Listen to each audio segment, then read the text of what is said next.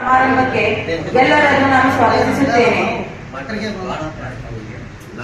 ಸಿದ್ಧಲಿಂಗೇಶ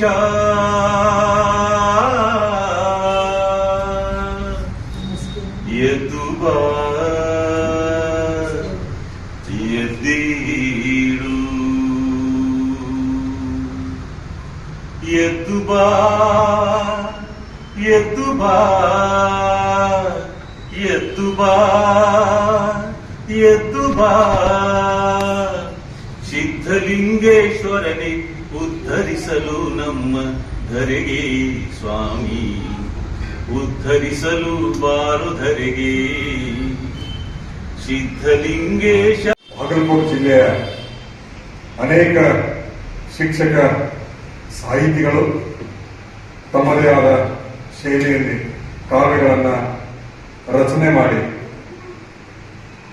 ನಮ್ಮ ಜಿಲ್ಲಾ ಸಮ್ಮೇಳನದಲ್ಲಿ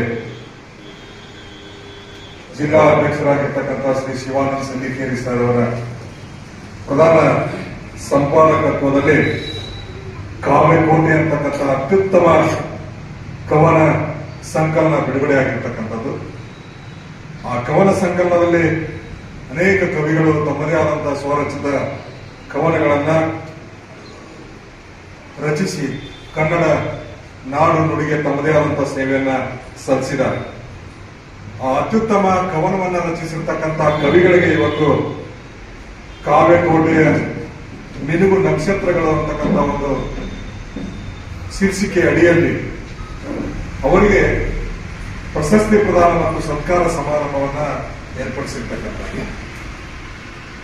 ಈ ಒಂದು ಕಾರ್ಯಕ್ರಮದಲ್ಲಿ ಉದ್ಘಾಟಕರಾಗಿ ಆಗಮಿಸಿರ್ತಕ್ಕಂಥ ನಮ್ಮ ಹೆಮ್ಮೆಯ ಜಿಲ್ಲೆಯ ಕನ್ನಡ ಸಾಹಿತ್ಯ ಪರಿಷತ್ತಿನ ಜಿಲ್ಲಾ ಘಟಕದ ಅಧ್ಯಕ್ಷರು, ಯಾವತ್ತು ಕನ್ನಡ ನಂದು ಕನ್ನಡಕ್ಕಾಗಿ ಕೈ ಎತ್ತು ನಿನ್ನ ಕೈ ಕಲ್ಪ ವರ್ಷವಾಗುವುದು ಎನ್ನುವ ರೀತಿಯಲ್ಲಿ ಬಹಳಷ್ಟು ಕನ್ನಡಕ್ಕೆ ತಮ್ಮದೇ ಆದ ವಿಧಾಯಕ ಕಾರ್ಯಕ್ರಮಗಳನ್ನು ಮಾಡುವುದರ ಮೂಲಕ ಇಡೀ ರಾಜ್ಯದಲ್ಲಿ ಜಿಲ್ಲಾ ಅಧ್ಯಕ್ಷರು ಹೆಂಗಿರ್ಬೇಕಂದ್ರೆ ಹಿಂಗಿರ್ಬೇಕು ಅನ್ನುವಂತ ಸಂದೇಶವನ್ನು ನೀಡಿರ್ತಕ್ಕಂಥವ್ರು. ಈ ಕಾರ್ಯಕ್ರಮದ ಉದ್ಘಾಟಕರಾಗಿ ಆಗಮಿಸಿರ್ತಕ್ಕಂಥವ್ರು ಶ್ರೀ ಶಿವಾನಂದ ಸಂದಿಕೇರಿ ಸರ್ ಅವರೇ. ಈ ಕೆಲಸ ಮಾಡಿದಲ್ಲ ಗುರುರಾಜ ರುಚಿ ಸರ್ ಅವರು ಅದಕ್ಕೆ ಸಮರ್ಪಕವಾದ ಉತ್ತರವನ್ನು ತಮ್ಮ ಮುಂದುಡಿ ತಮ್ಮ ಬರಹದಲ್ಲಿ ಕೊಟ್ಟಿದ್ದಾರೆ. ಒಂದು ಕವನವನ್ನ ನಾವು ಯಾವ ರೀತಿಯಲ್ಲಿ ನೋಡ್ತೀವಿ ಅಂತಂದ್ರೆ ಕವನವನ್ನ ಐದು ಪ್ರಕಾರದಲ್ಲಿ ನೋಡಬೇಕಂತ ಹೇಳ್ತಾರೆ. ನೋಡುವುದು, ಓದುವುದು, ಅವಲೋಕಿಸುವುದು, ವಿಮರ್ಶಿಸುವುದು, ಅದರಿಂದ ಸಮಾಜಕ್ಕೆ ನನಗೆ ಏನು ಒಳಿತಾ ಆಗ್ತಿದೆ ಅನ್ನುವಂತ ಅರ್ಥ ಮಾಡಬೇಕಾಗ್ತದೆ. ನಾವು ಸಾಮಾಜಿಕ ಶಾಸ್ತ್ರದಲ್ಲಿ ನೋಡ್ತೀವಿ ಬಹಳಷ್ಟು ಕವನಗಳನ್ನು ಬಿಟ್ಟಿರ್ತಾರೆ.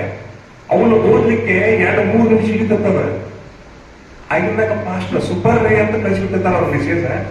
ನಾವೇನಂತೀವ ಅಂದ್ರೆ 3 ನಿಮಿಷ ಓದ್ಬೇಕನ್ನ ನೀವು ಒಂದಿಲ್ಲ ಸೂಪರ್ ಹ್ಯಾಂಗ ನಿಮ್ಗೆ 5 ಸ್ಟೆಪ್ಗಳನ್ನ ಬಹುಶಃ ನಮ್ಮ ಮಠೋಳಿ ಸರ್ ನೋಡಿದ್ದಾರೆ. ನೋಡಿ ಆ 5 ಸ್ಟೆಪ್ಗಳನ್ನ ನೋಡಿದ ಮೇಲೆ ಕೊನೆಯ ಸ್ಟೆಪ್ ಏನಿದಲ್ಲ ಇದು ನನಗೆ ಅವಲೋಕಿಸಲಿಕ್ಕೆ ನನ್ನ ವಿಮರ್ಶೆಗೆ ಸ್ವವಿಮರ್ಶೆಗೆ ಏನಿದೆ ಇದು ಸಮಾಜಕ್ಕೆ ಏನು ಕೊಡುಗೆಯನ್ನು ಕೊಡ್ತದೆ ಅನ್ನುವಂಥದ್ದು. ಇದೇ ನಮ್ಮ ಜಡಿ ಸರ್ಕಾರ ನಾವು ಓದಿದ್ರು ನಮ್ಮ ಅಧ್ಯಕ್ಷರು. ಹಾಗಾದ್ರೆ ಸಮಾಜಕ್ಕೆ ಏನು ಕೊಡುಗೆಯನ್ನು ಕೊಡ್ತದಲ್ಲ ಅನ್ನೋದನ್ನ ಆಯ್ಕೆ ಮಾಡಿದ್ದೀವಿ. ಅಂತ 28 ಕವಿತೆಗಳನ್ನು ಆಯ್ಕೆ ಮಾಡ್ತಾರೆ. ಬಹುತರವಾಗಿ ಒಂದು ಒಳ್ಳೆ ಕೆಲಸ. ಹಾಗಾದ್ರೆ ಅವರನ್ನ ಕೆಲಸ ಈ ಚಿಂತನೆಗೆ ಹಚ್ಚಬೇಕಾಗಿತ್ತಲ್ಲ ಅದು ನಮ್ಮ ಜಿಲ್ಲಾ ಸಾಹಿತ್ಯ ಪರಿಷತ್ ಮಾಡಿದ್ದು. ಅದು ದೊಡ್ಡ ಕೆಲಸ. ಸಂದಿಕೇರಿ ಸರ್ ಅವರ ಸಂಪಾದಕತ್ವದಲ್ಲಿ ಗುರುರಾಜ ರುಗಿ ಅವರು ಅದನ್ನ ಗುರುವಾರ ಹಿಡ್ಕೊಂಡು ಕೆಲಸ ಮಾಡಿದ್ರು. ಮೇನ್ ಅವರು ಜವಾಬ್ದಾರಾಗ್ತಾರೆ. 150 ಕವನಗಳು ಅವ್ರು ಏನ್ ಬರ್ತಾರಂತಂದ್ರೆ ಸುಮಾರು ನಮ್ಮಲ್ಲಿ ಶಿಕ್ಷಕ ಸಾಹಿತಿಗಳಿಂದ ತಿಳ್ಕೊಂಡಿರುವಂತವ್ರು ಸುಮಾರು 150 ಕವನಗಳು ಬಂದಾಗ ಎಷ್ಟು ಖುಷಿಯಿಂದ ಅವರು ಎಲ್ಲ ಕವನಗಳು ಕಳಿಸಿದ್ದಾರೆ ನಮ್ಮ ಪರಿಸ್ಥಿತಿಗೆ. ನನ್ನ ಕವನ ಪ್ರಕಟ ಆಗ್ತದೆ, ಅದನ್ನ ಓದಿ ನಾ ಸಂತೋಷ ಪಡಬೇಕು. ಯಾರಾದ್ರೂ ಡೈರೆಕ್ಷನ್ ಗೈಡೆನ್ಸ್ ಮಾಡೋರು ಕೂಡ ಇರ್ಬೋದಿಲ್ಲ ಅನ್ನೋ ಒಂದು ಖುಷಿಯಿಂದ ಕವನಗಳನ್ನು ಕಳಿಸಿದಾಗ ಕೆಲವೊಂದು ಇನ್ನೂ ಮೊಗ್ಗುಗಳನ್ನ ಕಂಡಿದ್ದಾರೆ. ಇನ್ನು ಹಣ್ಣಾಗಬೇಕಂತ ಕಾಯಿಯನ್ನ ಕಂಡಿದ್ದಾರೆ. ಭರವಸೆ ಇದೆ. ಒಂದು ಮೊಗ್ಗು ಅದರಲ್ಲಿ ನಾಳೆ ಹೂವನ್ನು ಕೊಡುತ್ತದಂತ ಭರವಸೆ ಇದೆ. ಒಂದು ಹಣ್ಣು ಕಾಯಿ ಇದೆ, ಅದು ನಾಳೆ ಪಕ್ವವಾದಂತ ಹಣ್ಣು ಆಗ್ತದಲ್ಲ ಅನ್ನೋ ಒಂದು ಭರವಸೆ ಮೇಲೆ 150 ಕವಿಗಳ ಕವನಗಳನ್ನ ಆಯ್ಕೆ ಮಾಡಿದ್ದೀವಿ ಅಂತೇಳಿ ಲೂಟಿ ಸರ್ ಬರೀತಾರಲ್ಲ ಅದು ಬಹಳಷ್ಟು ಮೆಚ್ಚುವಂತ ಮಾತು. ಅಂತ ಲೂಟಿ ಸರ್ ಇರುವಂತಹ ಕಾರ್ಯಕ್ರಮ ಮುಖ್ಯ ಅತಿಥಿಯಾಗಿ ಆಗಮಿಸುವವರ ಮುಂದೆ ಭೌತಿಕವಾಗಿ ಶಿಕ್ಷಣ ಕ್ಷೇತ್ರದಲ್ಲಿ ನಾ ಕಂಡ ಹಾಗೆ ಬಹಳಷ್ಟು ಒಬ್ಬ ಕ್ರಿಯಾಶೀಲ ಉತ್ತಮ ಶಿಕ್ಷಕರವರು. ಅದರೊಂದಿಗೆ ನಮ್ಮ ಇಂಡಿ ಗುರುಗಳ ಜೊತೆಗೆ ಜಿಲ್ಲಾ ಹಾಗೂ ರಾಜ್ಯ ಮಟ್ಟದ ಸಮೂಹ ಸಂಪನ್ಮೂಲ ವ್ಯಕ್ತಿಗಳಾಗಿ ಅವರ ಕಾರ್ಯನಿರ್ವಹಿಸುವಂತಹ ಶ್ರೇಯಸ್ಸು ವೃತ್ತಿ ಗುರುಗಳಿಗಿದೆ. ಅಷ್ಟೇ ಬಸವ ತತ್ವದ ಅನುಯಾಯಿಗಳು ಕೂಡ ಅದರೊಂದಿಗೆ ನಡೆ ನುಡಿ ಒಂದಾಗಿಸಿಕೊಂಡು ಸಮಾಜಕ್ಕೆ ಏನೇನು ಕೊಡಬೇಕಾಗಿದೆ ಅನ್ನೋದನ್ನ ಕೊಡ್ತಾ ಬಂದ ಮೂಲಕ ನಾಲ್ಕನ್ನಂತ ಸತ್ಯ ಅಂತ ವೃತ್ತಿ ಸರ್ ಅವರು ಸಾಹಿತ್ಯ ಕ್ಷೇತ್ರದಲ್ಲಿ ಸಂಪಾದನಾ ಒಂದು ಒಳಗೊಂಡಂತಹ ವಿಭಿನ್ನ ಅನೇಕ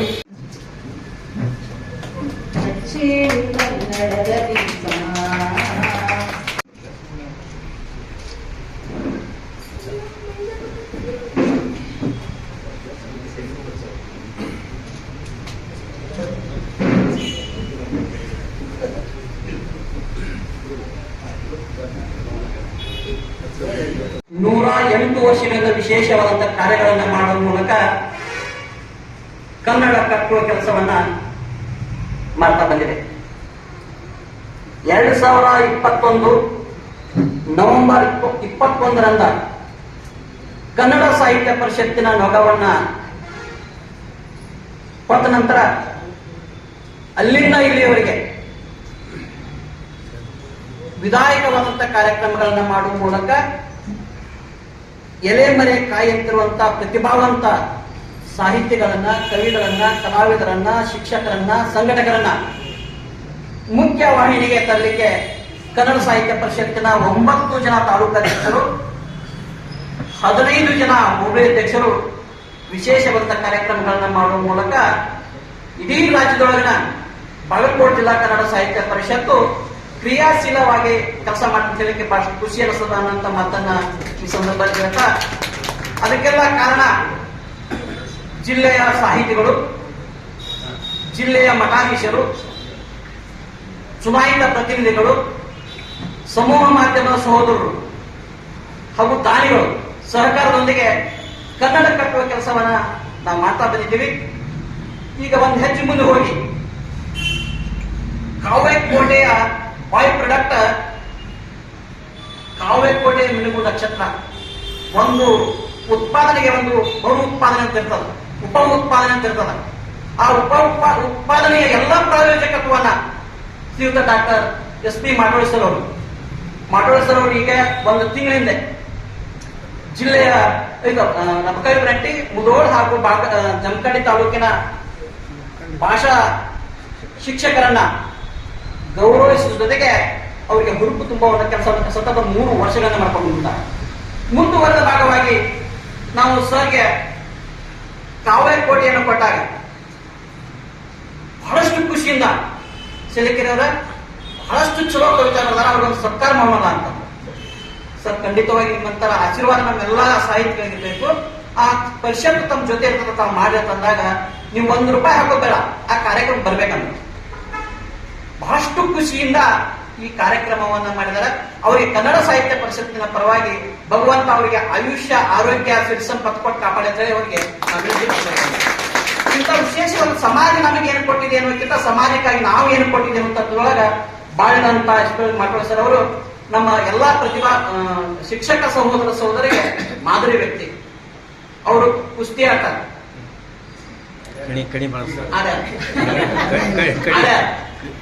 ಕಣಿ ಒಳ್ಳೆ ಕಣಿ ಬಾಲಕರವರು, ಆಕಾಶವಾಗಿ ಏಕೇಳು ಕಲಾವಿದರು ಅಂತ ಕಂಡ. ಅದ್ರ ಜೊತೆಗೆ ಕನ್ನಡ ವಿಷಯವನ್ನ ನಿರರ್ಗಳವಾಗಿ ಮಾತನಾಡುವಂತ ಕಲೆಯನ್ನ ಕರತಲಾಮಲ ಮಾಡ್ಕೊಂಡಾರ ಅಂತ. ಅವರೆಲ್ಲ ಇಲ್ಲಿ ಬಂದಂತ ಹೆಚ್ಚಾನೆಚ್ಚ ಅವ್ರ ಶಿಷ್ಯ ಬಳಗನ ಜಾಸ್ತಿ ಅದ.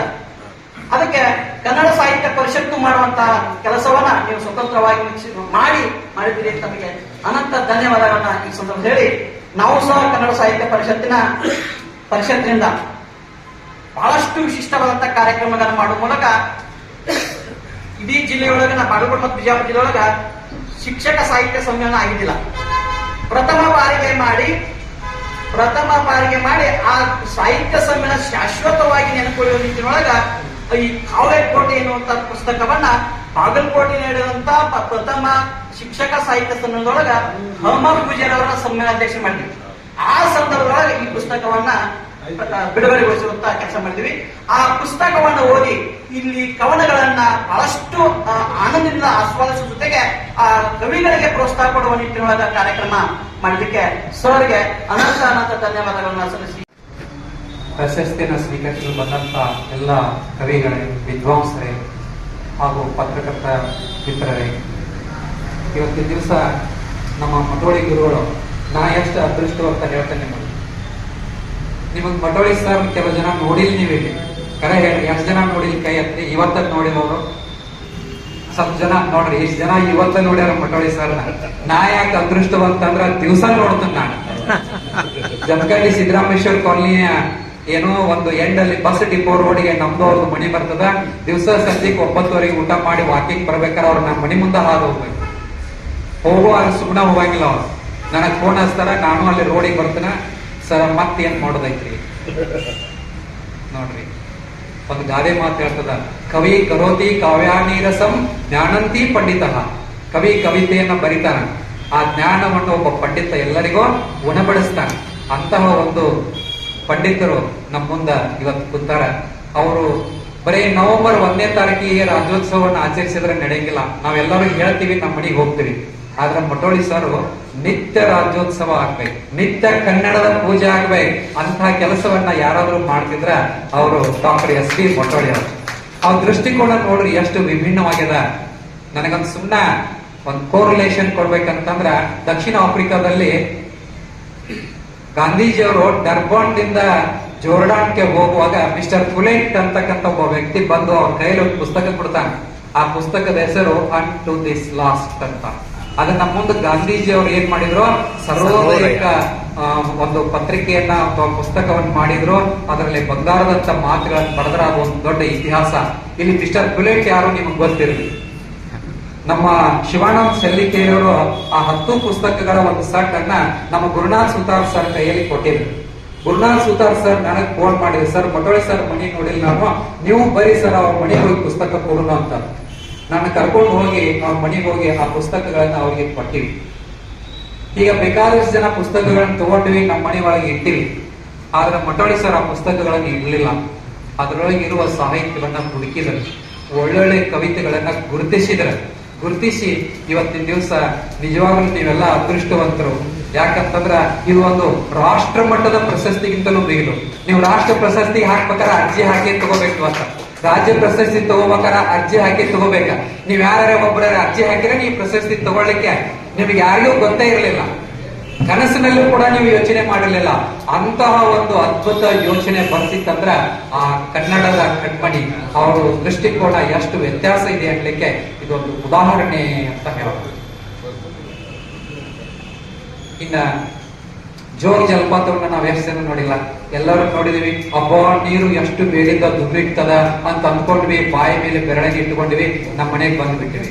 ಆದರೆ ವಿಶ್ವೇಶ್ವರಯ್ಯನವರು ಒಬ್ರು ಮಾತ್ರ ಮಟೋಳಿ ಸರ್ಕಾರ ಆಲೋಚನೆ ಮಾಡಿ ವಾಟ್ ಎ ವೇಸ್ಟ್, ಎಷ್ಟು ಅದ್ಭುತವಾದ ನೀರ ಏನೋ ದಬೆ ನೀರು ಬಿದ್ದು ವೇಸ್ಟ್ ಆಗ್ತದ ಅಂತ ತಿಳ್ಕೊಂಡು ಅದಕ್ಕೆ ಚಕ್ರಗಳನ್ನು ಕೂಡಿಸಿ ವಿದ್ಯುತ್ ಅನ್ನ ಉತ್ಪಾದನೆ ಮಾಡಿದ್ರು. ಇಂಥವರೊಬ್ಬರ ಮಾರ್ಗದರ್ಶನ ನಮಗ ಬಹಳ ಅವಶ್ಯಕ. ನಮ್ಮ ಶಿವಾನಂದ ಸೆಲ್ಲಿಕೇರಿ ಅವರು, ಗುರುರಾಜ್ ಗೂತಿ ಅವರು ಆ ಪುಸ್ತಕವನ್ನು ಬಹಳ ಅಚ್ಚುಕಟ್ಟಾಗಿ ಬಿಡುಗಡೆ ಮಾಡಿದ್ರು ಅವತ್ತ ಬಿಳಿ ಸಾಹಿತ್ಯ ಸಮ್ಮೇಳನದಲ್ಲಿ. ಅಂತಹ ಒಂದು ಅದ್ಭುತ ಸಂಗ್ರಹವನ್ನು ಮಾಡಿದ್ರು ಅಂತ ತಿಳ್ಕೊಂಡ ಇವತ್ತು ಅದನ್ನು ಮಟೋಳಿ ಸರ್ ನೋಡಿ ಅವ್ರ ತಲೆಯೊಳಗೆ ಬಂದಂತ ಆಲೋಚನೆಯನ್ನು ನಿಮ್ಮೆಲ್ಲರಿಗೂ ಸನ್ಮಾನ ಮಾಡೋದ್ರ ಮೂಲಕ ನೋಡ್ರಿ, ಅವ್ರು ರಿಟೈರ್ಡ್ ಆಗಿನ ಒಂದು ಸನೆ 8-10 ವರ್ಷ ಆಗ್ಲಿಕ್ಕೆ ಬಂತು. ನಿನ್ನೆ ನಿಜವಾಗ್ಲೂ ಅವ್ರಿಗೆ ಆರಾಮಿದ್ದಿಲ್ಲ, ಸ್ವಲ್ಪ ಮಳೆ ಆಗಿತ್ತು, ಕೋಲ್ಡ್ ಆಗಿತ್ತು ಅವ್ರಿಗೆ, ಹೌದಾ?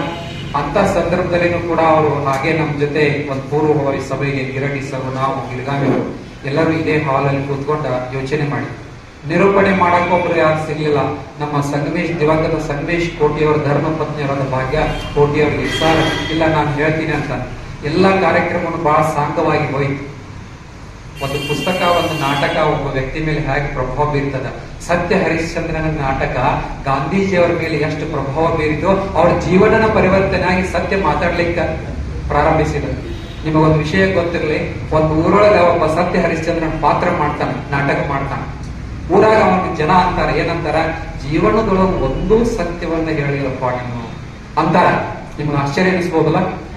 ಆದ್ರ ಪಾತ್ರಣ ಮಾಡಿರ್ತಾನ, ಆದ್ರ ಅವ ಏನ್ ಮಾಡಿರ್ತಿಲ್ಲ, ಜೀವನದೊಳಗೆ ಸತ್ಯವನ್ನ ಹೇಳಿರೋದಿಲ್ಲ. ಇವತ್ತು ಪ್ರಶಸ್ತಿಗಾಗಿ ನಡೆಯುವ ಲಾಭಿಗಳು ನಿಮಗೆಲ್ಲ ಗೊತ್ತದಾವ.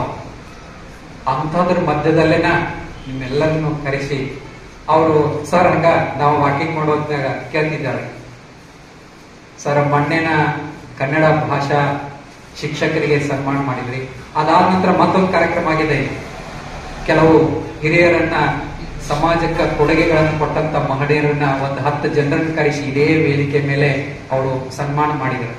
ಇದು 3ನೇ ಕಾರ್ಯಕ್ರಮ. ಈಗ ಒಂದ್ 2-3 ತಿಂಗಳೊಳಗನ ಜೂನ್ದಿಂದ ಇತ್ತೀಚೆಗೆ 3ನೇ ಕಾರ್ಯಕ್ರಮ. ಮತ್ತು ಮುಂದಿನ ಕಾರ್ಯಕ್ರಮ ಸಿದ್ಧದ ರೆಡಿ ಅದ. ನಿನ್ನೆ ವಾಕಿಂಗ್ ಬಂದಾಗ ಹೇಳಿದ್ರು ಸರ್, ಇದ್ರ ಮುಂದಿನ ಒಂದು ಕಾರ್ಯಕ್ರಮ ಸಿದ್ಧದ. ಅವ್ರ ಒಂದು ಮಾತನ್ನ ನಾನು ಬಹಳ ನೆನ್ಸ್ಕೊಂಡಿದ್ದೀನಿ, ನನಗೆ ಪುನಃ ಪುನಃ ಹೇಳ್ತಿರ್ತಾರ ಅವ್ರು, ಸರ ನಮಗೆ ಏನೇನ್ ನೀಗ್ತದಲ್ಲ ಅದನ್ನ ನಾವು ಮಾಡ್ತಿರ್ಬೇಕು, ನಮಗೆ ಏನೇನ್ ಮಾಡಕ್ ಸಾಧ್ಯದಲ್ಲ ಆ ಒಳ್ಳೆ ಕಾರ್ಯವನ್ನ ನಾವೇನ್ ಮಾಡ್ತಿರ್ಬೇಕು ಮಾಡ್ತಾ ಇರ್ಬೇಕ. ಇದರ ಅರ್ಥ ಏನು ಅಂತಂದ್ರ, ನಿಮಗೇನೋ ಅವರು ಒಂದು ಸನ್ಮಾನ ಮಾಡಿ ನಿಮ್ಮನ್ನ ಒಂದು ಸಮಾಜಕ್ಕೆ ಬಿಟ್ರಲ್ಲ, ನೀವೇನ್ ಮಾಡ್ಬೇಕು, ನಿಮ್ಮ ಜವಾಬ್ದಾರಿ ಬಹಳ ಹೆಚ್ಚಾಯ್ತು. ಒಬ್ಬ ಕವಿ ಒಬ್ಬ ಪುಸ್ತಕವನ್ನು ಬರೆದು ಪ್ರಕಟ ಮಾಡ್ಬೇಕಾದ್ರ ಅದ್ರದ ಸಮಸ್ಯೆ ಏನದ ಆ ಕವಿಗೆ ಗೊತ್ತು. ಮುಂದೆ ಆ ಪುಸ್ತಕವನ್ನ ಯಾರಾದ್ರೂ ಓದುತ್ತಾರೆಯೇ ಅಂತ ಪ್ರಶ್ನೆ ಮಾಡಿದಾಗ ನಮ್ಗೆ ಗೊತ್ತದ ಏನಾಗ್ತದ ಅಂತ ಹೇಳಿ. ಇಂಥ ಕಾಲಘಟ್ಟದಲ್ಲಿ, ಮೊಬೈಲ್ ಎಂಬ ಮಾಯಾಲೋಕದ ಕಾಲಘಟ್ಟದಲ್ಲಿ ನಾವು ಪುಸ್ತಕಗಳನ್ನು ಓದುವ ಹವ್ಯಾಸವನ್ನು ಇವತ್ತು ಕಳ್ಕೊಂಡ್ಬಿಟ್ವಿ. ಇದು ಬಹಳ ದುರದೃಷ್ಟಕರ. ಇಂತಹ ಸಂದರ್ಭದಲ್ಲಿನೂ ಕೂಡ ಇಂತಹ ಮೌಲ್ಯಯುತವಾದಂತಹ ಪುಸ್ತಕಗಳು ಅಲ್ಲಲ್ಲೇ ಓದಲಿಕ್ಕೆ ಯೋಗ್ಯ ಅದಾವು ಅಂತಂದ್ರ ನಿಜವಾಗ್ಲೂ ನಾವು ಧನ್ಯರು. ಅವರ ಸ್ಮರಣೆಯನ್ನು ಕೂಡ ಈ ಸಂದರ್ಭದಲ್ಲಿ ಮಾಡಿಕೊಳ್ಳೋದ್ರ ಜೊತೆಗೆ ಈ ಕಾವ್ಯಕೋಟೆ ಎನ್ನುವಂತ ಒಂದು ಕೃತಿ ಏನು ಅಖಂಡ ವಿಜಯಪುರ ಜಿಲ್ಲೆಗೆ, ಬಾಗಲಕೋಟೆ ಮತ್ತು ವಿಜಯಪುರ ಜಿಲ್ಲೆ ಸೇರಿ ಶಿಕ್ಷಕ ಸಾಹಿತಿಗಳ ಸಮ್ಮೇಳನ ಮಾಡೋಣ ಅಂತ ತಿಳ್ಕೊಂಡು ನಮ್ಮ ಜಿಲ್ಲಾ ಅಧ್ಯಕ್ಷರಾಗಿರುವಂತಹ ಶಿವಾನಂದ ಚೆಲ್ಲಿಕೇರಿಯವರು ಒಂದು ಸಂಕಲ್ಪವನ್ನು ಮಾಡಿ, ಆ ಸಂದರ್ಭದೊಳಗೆ ಒಂದು ಶಿಕ್ಷಕ ಸಾಹಿತಿಗಳ ಒಂದು ಕವನ ಸಂಕಲನ ತಂದ್ರೆ ಹೆಂಗಾಗ್ತದ ಅಂತ ತಿಳ್ಕೊಂಡು ಚರ್ಚೆಯನ್ನು ಮಾಡಿ ಆ ಜವಾಬ್ದಾರಿಯನ್ನು ನನಗೆ ಹಾಕಿದ್ರು. ಆ ಸಂದರ್ಭದಲ್ಲಿ ಸಾಕಷ್ಟು ಪ್ರಯತ್ನ ಪಟ್ಟಿವಿ. ಸಮಯ ಬಹಳ ಕಡಿಮೆ ಇತ್ತು, ಒಂದು 20-25 ದಿವಸ ಅಷ್ಟೇ ಇತ್ತು. ಅಷ್ಟರೊಳಗೆ ಸಮ್ಮೇಳನ ಮಾಡಬೇಕಾಗಿತ್ತು, ಅಷ್ಟರೊಳಗೆ ಕವಿತೆಗಳನ್ನು ತರಿಸ್ಬೇಕಾಗಿತ್ತು. ಸರಿ, ಹೆಂಗೆ ಬಂದವು ಇಷ್ಟೊಳಗೆ ಕವಿತೆಗಳು ಬರಬೇಕು, ಪ್ರಿಂಟ್ ಆಗಬೇಕು, ಬಿಡುಗಡೆ ಆಗಬೇಕು, ಕಷ್ಟ ಆಗ್ತದೆ ಅಂತಂದೆ ನಾನು. ಇಲ್ಲಿ ಸಲ ಹೆಂಗೆ ಮಾಡಿ ಒಟ್ಟೆ ಮಾಡ್ಬೇಕ್ರಿ ತಿಳ್ಕೊಂಡು ಜವಾಬ್ದಾರಿ ನನಗೆ ಕೊಟ್ಟರು. ನಾನು ಏನು ಯೋಚನೆ ಮಾಡಿದೆ, ಬಹಳ 150-60 ಜನ ಕವಿಗಳು ಕವಿತೆಗಳನ್ನು ಕಳಿಸ್ಬೋದು ನಮ್ಮ ಶಿಕ್ಷಕರು ಅಂತ ನಾವು ತಿಳ್ಕೊಂಡು ಸಾಕಷ್ಟು ನಮ್ಮ ಸ್ನೇಹಿತರು ಎಲ್ಲೆಲ್ಲದಾರ, ವಿಜಯಪುರ ಜಿಲ್ಲೆ ಆಗಿರ್ಬೋದು, ಬಾಗಲಕೋಟೆ ಜಿಲ್ಲೆ ಎಲ್ಲ ಕಡೆಗೂ ಕೂಡ ಸಾಕಷ್ಟು ಪ್ರಚಾರವನ್ನು ವಾಟ್ಸಪ್ ಮೂಲಕ ಮಾಡಿದಾಗ ಎಷ್ಟು ಕವಿತೆಗಳು ಬಂತು ಅಂತಂದ್ರೆ 60 ಜನ ಕವಿತೆಗಳನ್ನ ನಿರೀಕ್ಷೆ ಇಟ್ಟುಕೊಂಡಾಗ ಇಷ್ಟೊಂದು ಕವಿತೆಗಳು ಬಂತು ಅಂತಂದ್ರೆ ಶಿಕ್ಷಕರಲ್ಲಿ ಬರೆಯುವಂಥವ್ರು ಎಷ್ಟು ಜನ ಹುಟ್ಕೊಂಡಿದ್ದಾರೆ ಅನ್ನುವಂಥದ್ದು ಖುಷಿ ನನಗೆ ಅವತ್ತು ಬಹಳಷ್ಟು ಕೊಡ್ತು ಅನ್ನುವಂಥದ್ದು. ಅವಾಗ ನಾನು ನೋಡಿದೆ, ಇದರಲ್ಲಿ ಇನ್ನೂ 150 ಕವಿತೆಗಳು ಅಷ್ಟೇ ಅದಾವ. ಇನ್ನೊಂದು 30 ಜನರ ಕವಿತೆಗಳಿಗೆ ಏನಾಯ್ತು ಅಂತಂದ್ರೆ ಯಾರ್ಯಾರು ವಾಟ್ಸಪ್ಗೆ ಕಳಿಸಿಬಿಟ್ರು, ಆ ಕವಿತೆಗಳ ಕೆಳಗಡೆ ಹೆಸರೇ ಇರಲಿಲ್ಲ. ಹೀಗಾಗಿ ಆ ಕವಿತೆಗಳು ಉಳಿದು, ಅದೊಂದು ನನಗೆ ನೋವಾದ. ಪಾಪ ಅವ್ರು ಕಳಿಸಿದ್ರು, ಉಳಿದುವಲ್ಲಪ್ಪ ಅಂತ. ಯಾಕೆ ಉಳಿದು ಅಂದ್ರೆ ಹೆಸರು ಇಲ್ಲ ಅನ್ನೋ ಕಾರಣಕ್ಕಾಗಿ, ಅವಾಗ ಯಾರ ಕವಿತೆ ಅಂತ ಹಾಕ್ಲಿಕ್ಕೆ ಆಗ್ಲಿಲ್ಲ ಅನ್ನುವಂಥ ಕಾರಣಕ್ಕಾಗಿ. ಅದಾಗಿ ಕೂಡ ಒಟ್ಟಾರೆಯಾಗಿ ಈ ಕವಿತೆಗಳನ್ನ ಒಟ್ಟಾರೆಯಾಗಿ ಸಂಗ್ರಹಿಸಿ ಒಂದು ಕಾವ್ಯಕೋಟೆ ಅಂತ ತಿಳ್ಕೊಂಡು ಇಂಥದೊಂದು ಸಂಕಲನವನ್ನ ಕೊಟ್ಟಾಗ ಬಹುಶಃ ಇವತ್ತು ಮೊಟ್ಟಳ್ಳಿ ಸರ್ ಅವರು ಎಷ್ಟು ಅದ್ಭುತವಾಗಿರ್ತಕ್ಕಂಥ ಕೆಲಸವನ್ನು ಮಾಡ್ತಾ ಇದ್ದಾರೆ ಅಂತಂದ್ರೆ, ಅಕ್ಕಿ ಹತ್ತಿರ ಒಂದು ಕವಿತೆ ಯಾವಾಗ ಯಶಸ್ಸನ್ನು ಕಾಣ್ತದೆ ಅಂತಂದ್ರೆ ಒಬ್ಬ ಓದುಗ ಒಂದು ಕವನ ಸಂಕಲನವನ್ನು ತಗೊಂಡಾಗ ಒಬ್ಬ ಓದುಗ ಕವಿತೆಗಳನ್ನ ಓದಿದ ನಂತರದಲ್ಲಿ ಆ ಓದುಗನಿಗೆ ಒಂದಿಷ್ಟು ವಿಚಾರಕ್ಕೆ, ಚಿಂತನಕ್ಕೆ ಅವಕಾಶವನ್ನ ಮಾಡಿಕೊಡ್ತು ಅಂತಂದ್ರೆ ಆ ಕವಿತೆ ಯಶಸ್ಸನ್ನು ಕಾಣುತ್ತದೆ ಅಂತ ತಿಳ್ಕೊಂಡು ಹೇಳ್ತಾರಲ್ಲ. ಹಾಗೆ ಇವತ್ತು ಈ ಕಾವ್ಯಕೋಟೆ ಎನ್ನುವಂತ ಒಂದು ಸಂಕಲನದಲ್ಲಿರುವಂತ ಸುಮಾರು 28 ಜನರ ಏನು ಕವಿತೆಗಳು ಇವತ್ತು ಮಟ್ಟವಳ್ಳಿ ಸರ್ ಅವರನ್ನ ಚಿಂತನೆಗೆ ಎಡೆ ಮಾಡಿ ಕೊಟ್ಟಿರ್ತಕ್ಕಂಥದ್ದು ಬಹಳ ಖುಷಿಯ ಸಂಗತಿ ಅನ್ನುವಂಥದ್ದನ್ನ ನಾನು ಇಲ್ಲಿ ಸ್ಪಷ್ಟವಾಗಿ ಹೇಳಲಿಕ್ಕೆ ಬಯಸ್ತೇನೆ ಅನ್ನುವಂಥದ್ದು. ಯಾಕಂದ್ರೆ ಬಹಳ ಜನ ಇವತ್ತು ನಾವು ನೋಡ್ತಾ ಇದ್ದೀವಿ, ಬಹಳಷ್ಟು ಜನ ಇವತ್ತು ಓದ್ತಿದ್ವಿ, ಓದೋರು ಬಹಳ ಜನ ಅದಾರೆ.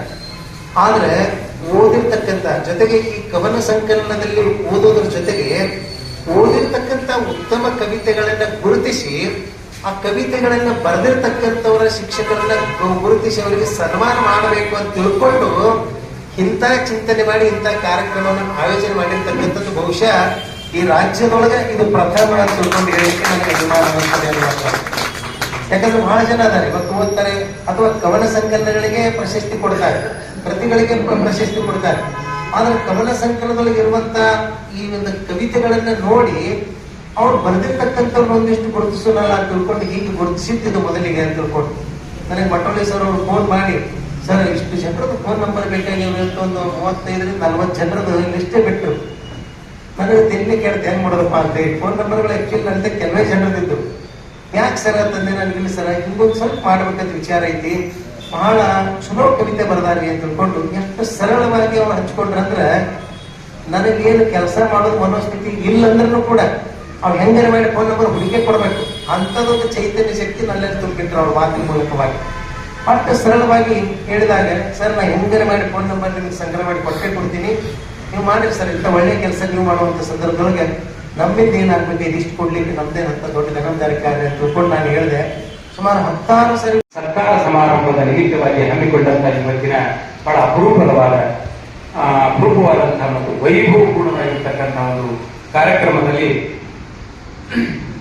ಉದ್ಘಾಟಕರಾಗಿ ಆಗಮಿಸಿದಂತ ಆತ್ಮೀಯರು, ನನಗೆ ವೈಯಕ್ತಿಕವಾಗಿ ಕೂಡ ಬಹಳ ಅಭಿಮಾನಿಗಳು, ಆಮೇಲೆ ಕ್ರಿಯಾಶೀಲ ಚಟುವಟಿಕೆಗೆ ಸಮಗ್ರವಾಗಿ ತಮ್ಮನ್ನು ತೊಡಗಿಸಿಕೊಂಡಂತ ಸನ್ಮಾನ್ಯ ಶ್ರೀ ಶಿವಾನಂದ ಸಲ್ಲಿಗೇರಿಯವರಿಗೆ ಮೊದಲು ನನ್ನ ನಮಸ್ಕಾರಗಳನ್ನು ಸಮರ್ಪಣೆ ಮಾಡಿ, ಹಾಗೆ ಇನ್ನೋರ್ವ ಅಪರೂಪದ ಅತಿಥಿಗಳು ಈ ಜಮಖಂಡಿ ತಾಲೂಕಿಗೆ ಬಹುಶಃ ಇದೇ ಒಂದು ಮೊದಲ ವೇದಿಕೆಗೆ ಅವರು ಆಗಮಿಸಿದ್ದಾರೆ ಅಂತ ಭಾವಿಸಿಕೊಳ್ತೀನಿ.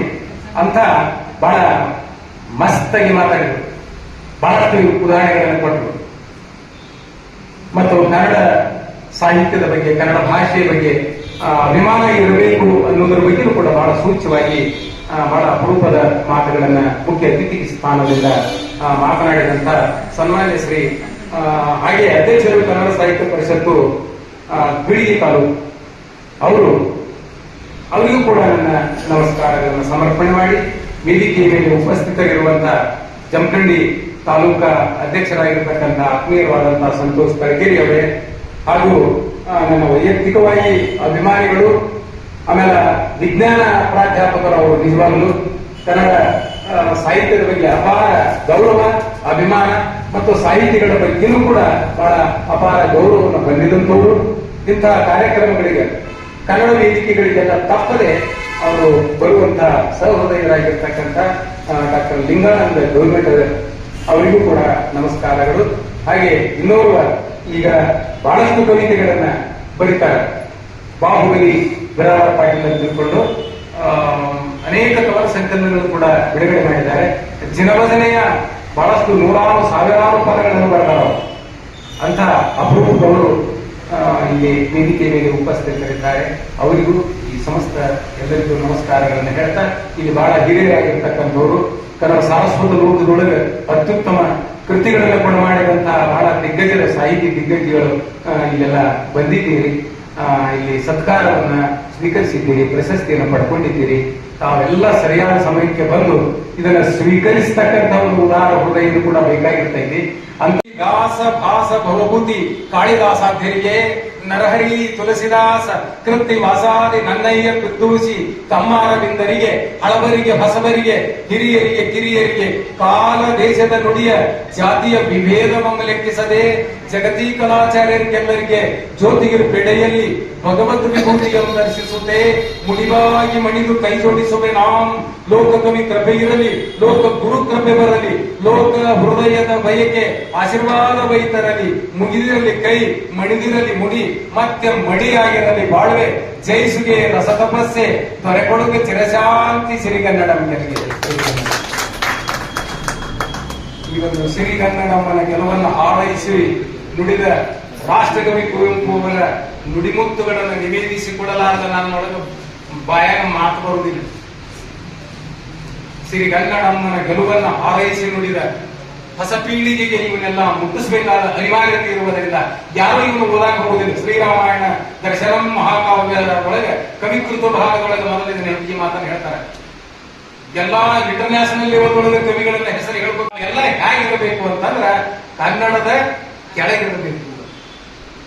ಈ ಮಾತನ್ನ ಹೇಳ್ತಾ ನಿಮ್ಗೆಲ್ಲ ನಾಲೆಜ್ ಇರಲಿ, ಎಲ್ಲಾ ಭಾಷಾ ಜ್ಞಾನ ಇರಲಿ, ಬರೀ ಕನ್ನಡ ಸೀಮಿತ ಆಗೋದು ಬೇಡ, ಎಲ್ಲ ಭಾಷೆಗಳಿರಲಿ, ಕನ್ನಡ ಅಭಿಮಾನ ಇರಲಿ ಅನ್ನುವಂತಹ ಮಾತನ್ನ ಕನ್ನಡದ ನೆಲದ ಪುಲ್ಯನೆಗೆ ಪಾವನ ತುಂಬಿಸಿ, ಕನ್ನಡದ ನೆಲದ ನಿರ್ಮನಲ್ಲಿ ನನಗೆ ದೇವನದಿ, ಕನ್ನಡದ ನೆಲದ ಕಲ್ಲಿನೆಗೆ ಶಾಲಿಗ್ರಾಮ ಸಿರೆ, ಕನ್ನಡಂ ದೈವಮೈ, ಕನ್ನಡದ ಶಬ್ದಂ ನನಗೆ ಓಂಕಾರಂ, ಈ ಅನ್ನ ಕನ್ನಡದ ನುಡಿಯೇ ಗಾಯತ್ರಿ ಅದ್ಭುತ ಮಂತ್ರಂ, ಇನ್ನಾವುದೈ ಬೆರೆತು ಕನ್ನಡದ ಸೇವೆಯಿಂದ ಅಧಿಕಂ, ಈ ಜಗದೊಡೆನಗೆ ಆವಿನದು ಮರೆ ಹಾಲನ್ನು ಅಲ್ಲೆನು, ದೇವಲೋಕದ ಸುದೆಯನ್ನು ಅಲ್ಲೆನು, ದೇವಿ ನಿನ್ನಯ ನಾಮದ ಅನುಪಮ ರುಚಿಯನ್ ಅರಿತಿಹನು, ಶ್ರೀವರನ ದಯೆಯಿಂದೆ ನಿನ್ನ ಕಮಲದ ಸೇವೆ ದೊರೆತಿಹುದೆನಗೆ ತಾಯೇ, ಮತ್ತಿನ್ನೇನು ಬೇಡನಿಗೆ ಎಂದು ಸಾಲಿರಾಮಚಂದ್ರರಾಯ ಕನ್ನಡ ಸಾರಸ್ವತ ಲೋಕದೊಳಗ ಶ್ರೇಷ್ಠ ಗೀತ ಕವಿಗಳಂತೆ ಖ್ಯಾತನಾಮ ಅವರ ಕನ್ನಡಾಭಿಮಾನದ ನುಡಿ ಮುತ್ತುಗಳನ್ನ ಈ ಸಂದರ್ಭದಲ್ಲಿ ನಿವೇದಿಸಿಕೊಳ್ಳುತ್ತಾ, ಕನ್ನಡ ಅಭಿಮಾನಿಗಳೇ, ಇವತ್ತಿನ ಈ ಕಾರ್ಯಕ್ರಮದಲ್ಲಿ ನಮ್ಮ ಶಿವಾನಂದ ಸಲ್ಲಿಕೇರಿಯವರು ಅವರು ಕನ್ನಡದ ನಿಜವಾಗಲೂ ಅಭಿಮಾನಿಗಳು, ನಿರಂತರ ಕೆಲಸ ಮಾಡ್ತಾರೆ. ಇನ್ನ ದ್ವಂದ್ವ ವಾದ ವಿವಾದ ಏನರೇ ಹಿಂದೆ ಅವು ಎಲ್ಲ ಇರುವೆ. ಒಬ್ಬ ಪರಿಶ್ರಮ ಪಡ್ತಾನೆ ಅಂತಂದ್ರೆ ಅವನ ಹಿಂದೆ ಎಲ್ಲಾ ನಮೂನೆ ಇರ್ತಾವ. ಈಗ ನಾ ಆಯ್ಕೆ ಮಾಡಿಲ್ಲ ಅಂದ್ರು ಕೆಲವರು ಏನ್ ಅನಿಸ್ತೈತಿ, ಕೆಲವರಿಗೆ ಇದನ್ಯಾಕ ಆರಿಸಿದ್ರು ಇವರು ಹಿಂಗ್ಯಾಕ ಆರಿಸಿದ್ರು ಅನಾವರು ಅದಾರ. ನನ್ನ ಮನಸ್ಸನ್ನ ಸೆರೆ ಹಿಡಿದಂತ ಬರೀ ಶೀರ್ಷಿಕೆ ಮೇಲಿಂದ ಆ ಎಲ್ಲಾ ಕವಿತೆಗಳನ್ನು ಓದಿ ನಾ ಏನ್ ಸುಮ್ಮನ ಈ ಪ್ರಶಸ್ತಿಯನ್ನ ಹುಡುಕಿ ಕೊಟ್ಟ ನನ್ನ ದೇವ್ರು ತುಂಬಿ ಒಳಗೆ ದೇವ್ರು ತುಂಬಿ ಅಭಿಮಾನ ಆದ್ದರಿಂದ ಈ ಕವಿತೆಗಳಲ್ಲಿ ಇರತಕ್ಕಂತ ಹುರುಳನ್ನ ಅದಕ್ಕೆ ಯಾವುದೇ ಕಟ್ಟುಗಳಿಲ್ಲ ಕವಿತೆಯನ್ನು ಬರೆಯುವುದಕ್ಕೆ. ಆಮೇಲೆ ಯಾವುದೇ ತರದ ಏನ್ ಬೇಕಾಗಿಲ್ಲ, ಪ್ರತಿಭೆ ಮತ್ತು ರಚನಾ ಕೌಶಲ್ಯ ಇರಬೇಕು. ಮೊದಲ ಲೋಕವನ್ನ ತೆರೆದ ಕಣ್ಣಿನಿಂದ ನೋಡ್ಬೇಕು. ನಾವು ಲೋಕಾನುಭವ ಇಲ್ಲಾರ್ದ ನೀವು ಓದಿಲ್ಲ ಅಂದ್ರೆ ಬಿಡ, ಲೋಕವನ್ನು ಪ್ರತ್ಯಕ್ಷ ಕಾಣತಕ್ಕಂಥ ಹೃದಯವಂತಿಕೆ ನಿಮ್ಮಲ್ಲಿದ್ರೆ ಕವಿತೆ ಬರಲಿಕ್ಕೆ ಬರ್ತದೆ. ಆ ರಚನಾ ಕೌಶಲ್ಯ ಇರಬೇಕು ಮೊದಲ. ಆದ್ದರಿಂದ ಇಂತಹ ಕವಿತೆಗಳು ಹುಟ್ಟತಾವ ಅಂತಂದ್ರೆ ಚಿಂತನ ಗಾಢ ಆದಾಗ ಕವಿತೆ ಬರೆಯಾಗೈತಿ. ಅದು ಸಾದಾ ಐತೋ ಏನೈತೋ ಪ್ರಶಸ್ತಿ ಬಂದಲ್ಲ ಕವಿತೆ ಅಂತ ಅರ್ಥ ಅಲ್ಲ. ಪ್ರಶಸ್ತಿ ಪುರಸ್ಕಾರಗಳು ಒಮ್ಮೆ ಬರುವುದಿಲ್ಲ. ಈಗ ನಾನು ಈ ಪ್ರಶಸ್ತಿಯನ್ನು ನನ್ನ ಸ್ವಂತ ಆಲೋಚನೆ ಮಾಡಿ 3 ತಿಂಗಳಲ್ಲಿ ಎಲ್ಲ ವಿಚಾರ ಮಾಡಿ ಮಾಡಿ ಮಾಡಿ ಮೊನ್ನೆ ಒಂದು 100 ಗಂಟೆ ಟೀಚರ್ ಸತ್ಕಾರ ಮಾಡಿ ಇನ್ನ ಏನ್ರಿ ಇನ್ನ ಏನ್ ನಿಮ್ಗೆ ದಣು ಆಗಿ ಒಳಗೆ ಮತ್ತ ನಾವು ಕಿರಿಕಿರಿ ಆಕೈತಿ. ಕೆಲವರಿಗೆ ನಮ್ಗೆ ದೇವ್ರು ತುಂಬಿರ್ತೈತಿ, ಉಳಿದ ಕಿರಿಕಿರಿ ನಾವ್ ಏನಾದ್ರು ಮಾಡಬೇಕೈತಿವೋ. ಆಮೇಲೆ ಮೊನ್ನೆ ಸಲ ಯಾರು ಅವ್ರು ಬಿಟ್ಟು ಅವ್ರಕ್ಕಿನ ಎಲ್ಲಾ ಶಿಕ್ಷಕರನ್ನ ಕಾಂಟ್ಯಾಕ್ಟ್ ಮಾಡಿದ್ರು. ನನಗೆ ಮೊದಲ ಹೈಸ್ಕೂಲ್ ಟಚ್ ಇಲ್ಲ. ನಾ 10 ಡಿಗ್ರಿ ಕಾಲೇಜ್ ಒಳಗೆ ನಾ ಅಭ್ಯಾಸ ಮಾಡಿದವ, ಅಭ್ಯಾಸ ಹೇಳಿದವ, ಪಾಠ ಮಾಡಿದವ, ನನಗೆ ಯಾರು ಪರಿಚಯ ಇದ್ದಿಲ್ಲ. ಇನ್ನು ಅಂತವ್ರೆ ನಮ್ಮ ದುಂಡಯ್ಯ ಹಿರೇಮಠ ಅಂತಂದಾರ ಅವರು ಕನ್ನಡ ಭಾಷಾ ಶಿಕ್ಷಕರು, ಅವರೆಲ್ಲ ಕಾಂಟ್ಯಾಕ್ಟ್ ಮಾಡಿದ್ವಿ. ಅಷ್ಟೆಲ್ಲ ಜನರನ್ನ ಸತ್ಕಾರ ಮಾಡೋ ಉದ್ದೇಶ ಏನು ಅಂತಂದ್ರೆ ಶಿಕ್ಷಕರು ಕೂಡ ಒಳ್ಳೆಯ ಶಿಕ್ಷಕರದಾರ ಅಂತ. ನಾ ಒಳ್ಳೆಯ ಶಿಕ್ಷಕರನ್ನ ಆರಿಸ್ತೀನಿ. ಯಾಕೆ ಒಳ್ಳೆಯ ಶಿಕ್ಷಕರು ಹೆಂಗೆ ನಾ ಕೌಂಟ್ ಮಾಡೋದು ಅಂತಂದ್ರೆ 100 125ಕ್ಕೆ 125 ಒಬ್ಬ ಹುಡುಗ ತಗೋತಾನ ಅಂತಂದ್ರ ಅವ್ರು ಚಲೋ ಕಲ್ಸ್ಯಾರ ಅಂತ ಆತ. ಸುಮ್ಮನೆ 125ಕ್ಕೆ 125 ಯಾವ ವಿದ್ಯಾರ್ಥಿ ಮುಂದಿಟ್ಟು ಬರಿ ಅಂದ್ರು ಸೈ ಸಂಜೆ ತಕ ಬರಿ ಅಂದ್ರು 125. ಯಾಕೆ ಮಾತಾಡ್ತೀನಿ ಅಂತಂದ್ರೆ ಕನ್ನಡದ ಅಭಿಮಾನ ಇದ್ರೆ ಹಿಂಗ್ ಮಾತಾಡಕ್ ಬರ್ತೈತಿ. ಇಲ್ಲಂದ್ರ ಹೊಟ್ಟೆ ಕಿಚ್ಚಿನ ಮಾತಾಡಕ್ ಬರ್ತೈತಿ. ಏನಪ್ಪಾ ಏನು ಕನ್ನಡ 125 ಏನ ಹುಡುಗರು ಓದ್ಕೊಂಡಿರ್ತಾವ ಬರ್ದಿರ್ತಾವ ಅವ್ರೇನ್ ಸನ್ಮಾನ ಮಾಡೋದು ಹಿಂಗ ಆಟ ಮಾತಾಡಿದ್ರೆ ನಾ ಏನ್ ಹೇಳಿ ಗುರುತಿಸೋದು ಅಂತ ಬೆಳಕಿಗೆ ತಗೋದು. ಯಾವಾಗ ನಾನು ರಗಡ ಬರದಲ್ಲಿ ಒಂದು ಕವನ ಸಂಕಲನ ಬಿಡುಗಡೆ ಮಾಡಕ್ ಆಗವಲ್ದು. ಕವನ ಬರೀ ನೋಟ್ಬುಕ್ನಾಗ ಅದಾವ, ಪ್ರಕಟ ಯಾರು ಮಾಡವ್ರು ಅವಾಗ ತಾಕತ್ ಇರುವುದಿಲ್ಲ, ಪ್ರಕಟ ಮಾಡೋ ಶಕ್ತಿ ಇರುವುದಿಲ್ಲ. ಬರಿತಾನ, ಮಸ್ತ್ ಬರಿತಾನೆ. ಇಲ್ಲಿ ಬರದಾರ ಅಂತ ಅದ್ಭುತ ಕವಿತೆಗಳನ್ನು ಬರದಾರಂದ್ರ ನಾನು ಅವುಗಳನ್ನು ಮೆಚ್ಕೊಂಡೇನೆ. ಬರೇ ಮೆಚ್ಕೊಂಡು ಫೋನ್ ನಂಬರ್ ಹುಡುಕಾಡಿ ಅಭಿನಂದನೆಗಳು ರೀ ನಿಮ್ ಕವಿತೆ ಮಸ್ತ್ ಬಂದ ಎಟ್ಟ ನಾ ಹಿಂಗ ನಾವಲ್ಲ. ಈ ಒಂದು ವೇದಿಕೆನೇ ಮಾಡೋದು ಈಗ ನಮ್ಮನ್ನು ಎಷ್ಟು ಜನ ವೇದಿಕೆಗೆ ಕರೀತಾರೆ? ನಾನು ಒಟ್ಟುನೆಲ್ಲ ವೇದಿಕೆ ಕರಿಬೇಕಿಲ್ಲ ಒಮ್ಮೆಲೆ. 100 ಜನ ವೇದಿಕೆಗೆ ನಾನು ಬರೇ ಮಂದಿ ವೇದಿಕೆ ಮೇಲೆ ನಾವು ಡೌನ್ ಮಾಡಿ ಬಂದೀವಿ. ಸರ್ ಬೆಸ್ಟ್ ಮಾತಾಡ್ತೀರಿ ಹಂಗ್ರಿ ಅನಿಸ್ಕೊಂಡಿವಿಲ್ಲ. ಇದು ಒಳ್ಳೊಳ್ಳೆ ಕೆಲಸ ಮಾಡಿದಂತವ್ರು ನಾವ್ ಯಾಕೆ ಕರಿಬಾರ್ದು? ಇದು ನನ್ನ ಸಿದ್ಧಾಂತ. ಇದು ಎಲ್ಲರ ಸಿದ್ಧಾಂತ ಹಿಂಗೆ ಇರ್ಬೇಕಂತಲ್ಲ. ಯಾಕೆ ಅಂತಂದ್ರೆ ಬೆಳೆಸಲಿಲ್ಲ ಅಂದ್ರೆ ನಾವು ಬೆಳೆಯಲಿಲ್ಲ. ಒಳ್ಳೆಯ ವ್ಯಕ್ತಿಯನ್ನು ಬೆಳೆಸಬೇಕು, ನಾವು ಹಾರ್ಟ್ಲಿ ಬೆಳೆಸಬೇಕು, ಹೃದಯದಿಂದ ಬೆಳೆಸಬೇಕು. ಏನ್ ಬರೆಯಕ್ ಬರದ್ರಿ ಒಂದು ಕವಿತೆ ಬರೋದಂತ ಹಿಂಗೆ ಎಂದೂ ಮಾತಾಡ್ಬೇಡಿ. ಒಂದು ವಿದ್ಯಾರ್ಥಿನಿ ನಮ್ ಡಿಗ್ರಿ ಕಾಲೇಜ್ ಒಳಗೆ ಆಕಿ ಲೆಸನ್ ನೋಟ್ ಅಂತ ಬಳಸ್ತಿದ್ವಿ ನಾವು. ಅವಾಗ ಮಸ್ತ್ ಬರ್ಕೊಂಡು ಬಂದಾಳ, ಭಾರಿ ಬರ್ಕೊಂಡು ಬಂದಾಳ. ಬಂದ್ ಕೂಡಲೇ ಏನ ಸೃತಿ ಎಷ್ಟು ಮಸ್ತ್ ಅಕ್ಷರ ಎಷ್ಟು ಚಂದ ಬರದಿ ಅಂತ ಕೇಳಿದ್ರ, ಸರ ಇನ್ನ ನಿನ್ನೆ ರಾತ್ರಿ ಲೈಟ್ ಇದ್ದಿದ್ದಿಲ್ರಿ ಊರ್ ಮಧ್ಯಾಹ್ನ ಬರೆದ್ರೆ ಇಷ್ಟ ಚಂದ ಬರೀತಾಳ. ಖರೆ ಏನ್ ರಾತ್ರಿ ಬರೋದ್ರಿ ಸರ್ ಹೇಗೆ ಹೇಳ್ತಾಳಂದ್ರ ಇನ್ನ ದಾಹ ಅಂತ. ಇದನ್ನ ಯಾರು ಗುರ್ಸವ್? ಏನೋ ದೋಸ್ತ ಎರಡು ಕಾಪ ಆಗಿಲ್ಲ, ನಾನು ಈಗ 3 ದಿನ ಕೂಡ್ತೀನಿ ಹೋಗ್ತಾನೆ.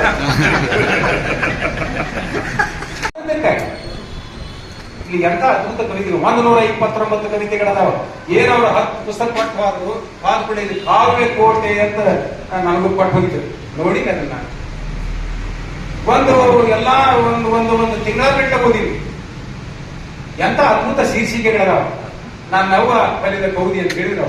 ಏನ್ ಅದು ಎಂತ ಕನ್ಸ್ಟ್ರಕ್ಷನ್ ಅಂತಂದ್ರೆ ಅದು ಬಹುಶಃ ಯಾರಿಗೆ ಬರುವುದಿಲ್ಲ. ಅದು ಯಾರ ಚಿಂತನೆ ಗಾಢ ಕೈಗೋ ಅವರೇ ಬರೆಯುವುದಕ್ಕೆ ಯೋಗ್ಯ. ಅಂತ ಅದ್ಭುತ ಕವಿತೆಗಳನ್ನ ಇಲ್ಲಿ ಬರೆದಂತವರಿದ್ದಾರೆ.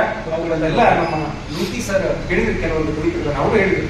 ನಾ ಯಾವುದನ್ನ ಮೊದಲ ಪದ್ಯ ಅವ್ವ ಅಂತ 4 ಸಾಲ ಹಾಕೊಂಡಿ ನೋಡು, ಅವನ್ನ ಅವ್ರು ಹೇಳಿದ್ರು. ಆಯ್ಕೆ ಆಗಕ್ಕೆ ಏನ್ ಹೊಂದತೀವಿ. ಈಗ ನನಗೆ ಅವ್ರಿಗೆ ಏನು ಟಚ್ ಇಲ್ಲ. ನಾ ಇವತ್ತ ನೋಡಿದ್ದವ್ರು ಫೋನ್ ಮಾಡಿದ ಕೂಡಲೇ ಹೇಳ್ರಿ ಸರ್ ಎಂತ ದೊಡ್ಡ ಕಾರ್ಯಕ್ರಮ ಹಿಂಗ ಅನ್ಲಾಕತ್ತಿದ್ರು ಅವರು. ಮತ್ತ ಅವ್ರು ಬರೀ ಫೋನ್ಯಾಗ ಮಾತಾಡಿದ ಕೂಡಲೇ ನೀವು ಮಸ್ತ್ ಮಾತಾಡ್ತಾರಂತ ಗೊತ್ತು ಮಾಡ್ಕೊಂಡ ಚೀಫ್ಗೆಸ್ಟ್ ಅವ್ರನ್ನ ಮಾಡಿ. ಯಾಕೆ ಮಾತು ಹೇಳ್ತಾನೆ ಅಂತಂದ್ರೆ, ಬೇರೆಯವರನ್ನ ವಲ್ಲಭಾಯಿ ಪಟೇಲ್ ಬರೀತಾರೆ, ಬೇರೆಯವರನ್ನ ಗೌರವಿಸುವುದನ್ನ ಕಲಿಯದಿದ್ದರೆ ನಾವೆಂದೂ ದೊಡ್ಡವರಾಗುವುದಿಲ್ಲ. ಈಗ ಕವಿತೆ ಇವರೆಲ್ಲ ಸತ್ಕಾರ ಹಾಕ್ತಾರೆ ಅಂತ ಅದ್ರ ಜೋಡಿನ ಅದನ್ನಿಲ್ಲ. ಮತ್ತೆ ಇಟ್ಟು ಸಾಕಲ್ಲ, ಇನ್ನೇನು ಲಕ್ಷಗಟ್ಟಲೆ ಕೋಟಿಗಟ್ಟಲೆ ವ್ಯವಹಾರ ಐತಿ. ಇಷ್ಟು ಜನ ಎಲ್ಲ ಬರೀ ಒಂದು ಕರೆಗೆ ಹೋಗ್ಬಿಟ್ಟು ಬಂದಿರಿ. ಇದೇನು ಇಂಟರ್ನ್ಯಾಷನಲ್ ಪ್ರಶಸ್ತಿನ? ಒಬ್ಬ ಸಹೃದಯ ಆಗಿರತಕ್ಕಂಥವ ಗುರುತಿಸುವ ರೀತಿ ಇಷ್ಟ. ಮತ್ ನನ್ನ ಕಡೆಯಲ್ಲಿ ರಿಟೈರ್ ಆದ ಮನುಷ್ಯನ ನಾ ಇಡೀ ಎಲ್ಲ ಜಿಲ್ಲಾ ಕರ್ನಾಟಕದಲ್ಲಿ ಕೂರ್ಸು ಮಗನ ಕಡೆ ಅವಳಿ ಆಗ್ಯಾವ. ನೀವು ಯಾಕೆ ಮಂದಿ ಒಂದ್ ಸೌಂಡ್ ಬೈತಾರ, 2 ಹೊತ್ತು ವಾಕಿಂಗ್ ಮಾಡಿ ಸುಮ್ಮನೆ ಏನಾಗತ್ತೆ? ಅವ್ರ ಸನ್ಮಾನ ಮಾಡಿನೇ ಇವ್ರು ಸ್ವಲ್ಪ ಭಿನ್ನ ಒಂದು ಕಾರ್ಯಕ್ರಮ ಬ್ಯಾಟ ಮಾಡ್ತಾರ. ಹಿಂಗ್ ಬೈತತಿ ಹಿಂದ್ ಬಂದಿ. ಯಾಕಂತಂದ್ರೆ ನೀವು ತುಂಬಾ ಹೊತ್ಕೊಂಡು ಮಲ್ಕೊಂಡ್ರು ಹೊತ್ತು ಮುಳುಗ್ತತಿ. ತುಂಬಾ ಹೊತ್ಕೊಂಡು ಮಲ್ಕೊಂಡು ಹೊತ್ತು ಮುಳುಗಿಸೋದಲ್ಲ, ಏನಾದ್ರೆ ಸಿಗರೇಟ್ ಹೊತ್ತು ಮುಳುಗಿಸ್ಬೇಕಲ್ಲ. ಎನರ್ಜಿ ಇದ್ದಾಗ, ತಾಕತ್ತಿದ್ದಾಗ, ತಿಂಗಳಿಗೊಮ್ಮೆ ಅದಕ್ಕೆ ಕರೆಕ್ಟ್ ಟೈಮ್ ಪೆನ್ಷನ್ ಬರ್ತೈತಿ. ಅವಾಗ ಪಗಾರ ಬರ್ತಿತ್ತು, ಈಗ ಪೆನ್ಷನ್ ಬರ್ತೈತಿ. ದಾರಿದ್ರ್ಯ ಆದ್ರೂ ಇಲ್ಲ. ಈಗ ನಾ ಮಾಡಿದ್ರು ಎಲ್ಲಾರು ಮಾಡ್ರಿ ಅಂತ ನನ್ನ ಅಭಿಪ್ರಾಯ ಅಲ್ಲ. ನನಗೆ ಹಂಗ ಅನಿಸ್ತೈತಿ, ನಾ ಮಾಡ್ತೀನಿ. ಮತ್ತೀಗ ಎಲ್ಲಾ ವಿದ್ಯಾರ್ಥಿಗಳು ಸುಮ್ ಕೂತಿರ್ತಾರೆ. 100 ಗಟ್ಟಲೆ ವಿದ್ಯಾರ್ಥಿಗಳು ಕೂಡ್ತಿದ್ರು ಕ್ಲಾಸ್ನಾಗ. ಒಂದು 4-5 ಮಂದಿ ಒಂದು ನಮೂನೆ ಮಾಡ್ತಿದ್ರು. ಅವ್ರು ಹಂಗೆ ಮಾಡ್ತಾರೆ ಅಂದ್ರೆ ಅವ್ರಿಗೆ ಒಂದು ನಮೂನೆ ಯಾಕೆ ಮಾಡ್ತಾರೆ. ಈ ಕೆಲವ್ರಿಗೆ ಚಾಳ ಹೇಳಿ ಜಗಳ ಹಚ್ಚಂಗತಿ, ಏನಾರ ಕೊಂಡಿ ಮಾತಾಡಂಗತಿ. ಅವ್ರಿಗೆ ಆಗ್ತೈತೆ. ಈಗ ನನಗೆ ಓದಂಗ ಆತಂದ್ರೆ ನಾವು ಓದಕ್ ಬರ್ತೈತಿ. ಓದಂಗ ಆಗ್ಲಿಕ್ಕೆ ಯಾವ ಹರಿಪುರ ಪಾತ್ರ ಓದಕ್ ಆಗುತ್ತೆ? ಓದಂಗ ಆಕೈತಿ, ಬರೆಯಂಗ ಆಕೈತಿ. ಯಾರನ್ನೇ ಸತ್ಕರಿಸ